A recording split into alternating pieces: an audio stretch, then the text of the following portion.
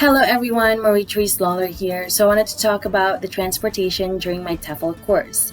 So I took a bus from San Jose to Manuel Antonio. A car from Maximo Nivel picked me up at my hotel and then took me to the bus station where I met my TEFL classmates. Me and my TEFL classmates boarded the bus and we got to hang out and chill and get to know each other. And we had a lot of fun on our way from San Jose to Manuel Antonio.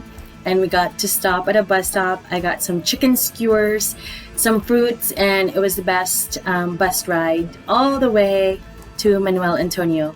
On my way back from Manuel Antonio, I took a bus with my TEFL classmates from Manuel Antonio to San Jose. And then someone from Maximo Nivel picked me up at the bus stop to then go to my host mom's house because I was going to be volunteering for another week with Maximo Nivel. So it was really easy, but yes, you do have to take a bus from San Jose to Manuel Antonio. So if you're flying in specifically for TEFL and you're not going there ahead of time to volunteer or to just vacation, you need to fly in, I think, a few days in advance so that you can fly in, then catch a bus from San Jose to Manuel Antonio.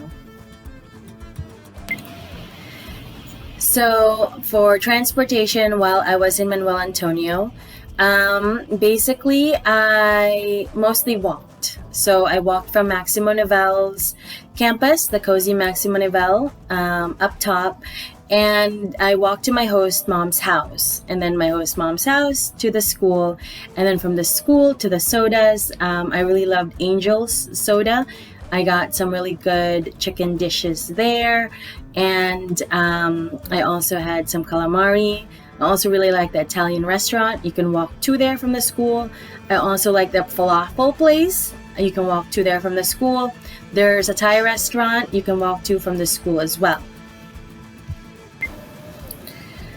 For going downtown, I took an Uber once, and that was kind of expensive. I took a taxi also, that was expensive. I went from my host mom to downtown and then back. And then I also took the bus. The bus is a really cheap option, and it passes by all the time. And you can take it from Maximo Nivel to the beach and go to the restaurants there, check out the shops. I didn't really go to the beach that much, but when I did, I took the bus.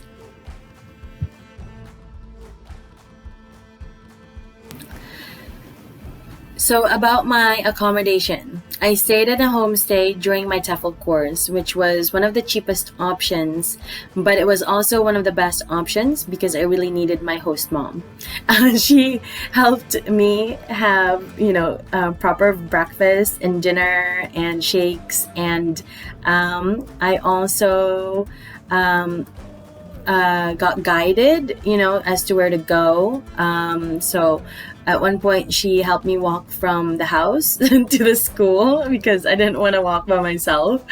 And so that was really, really helpful. I got help, figuring out where the bank was, all sorts of stuff. So if you're not familiar with the area and you want a cheap option for accommodation, definitely think about a homestay and live with a host family. So I lived with my host mom, my host dad, and their dogs, and I had my own little room in my in the house. And then I also had a classmate, a TEFL classmate who was staying in the same house, and so we could walk from the house to the school together, or from the school back to the house together.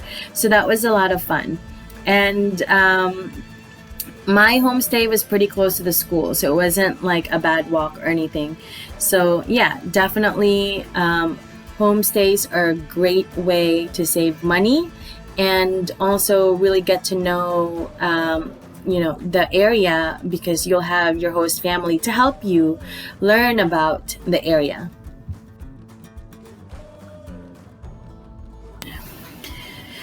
So you can stay in other types of accommodations. You can get an Airbnb, an apartment. You can also stay in a cheap hotel, a hostel. I stayed in a hotel right before I left, which was a really great option because that allowed me to get really close to the bus station. And so all I needed to do was take a taxi from my hotel to the bus station, and it took literally only a few minutes. There were lots of taxis around, so I didn't miss my bus. Also, there was a grocery store across from me. The hotel is Puerto del Cielo, and it was also close to a soda, so everything was nearby. And it was a great option for one night. I could not have stayed there for more than one night. But yes, check out all of the accommodations that they have available. But definitely, I highly suggest staying in a homestay.